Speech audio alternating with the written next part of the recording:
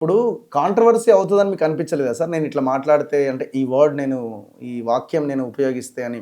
మీరు మేధావులు కదా! మీకు ఒక అంచనా ఉంటది కదా! అయితే మామూలుగా హ్మ్. ఆహ్, అప్పటికప్పుడు మాట్లాడే మాట చమత్కారంగా మాట్లాడిన అదే. మాట అది. హ్మ్. హ్మ్. నేనెప్పుడు ఉపన్యాసాన్ని అకాడమిక్ ఉపన్యాసాన్ని ఒక గంట, గంటన్నర మాట్లాడే ఉపన్యాసాలకి ఒక నెల రోజులు ప్రిపేర్ అయ్యి జాగ్రత్తగా నోట్స్ రాసుకొని హ్మ్. నేను మాట్లాడుతుంటా. ఓకే. చూసి మాట్లాడడం నాకు అలవాట్లేదు. ఎంత నోట్స్ రాసుకున్నా అది జ్ఞానాన్ని మెదడులో పెట్టుకోవడానికి ఆ నోట్స్. ఓకే. మాట్లాడేటప్పుడు ఫ్రెష్‌గా మాట్లాడుతుంటా నేను. అది హ్మ్. నాకున్న అలవాటు. సో, ఇది అప్పటికప్పుడు 2 నిమిషాలు మాట్లాడడం హ్మ్. కోసము అదేదో ప్రోటోకాల్‌లో భాగంగా హ్మ్. వచ్చినటువంటి అవకాశం. అప్పుడు మాట్లాడాను. చమత్కారంగా మాట అనాలనిపించింది. మెదడు ఆ మాట అనిపించింది అన్నది అంతే.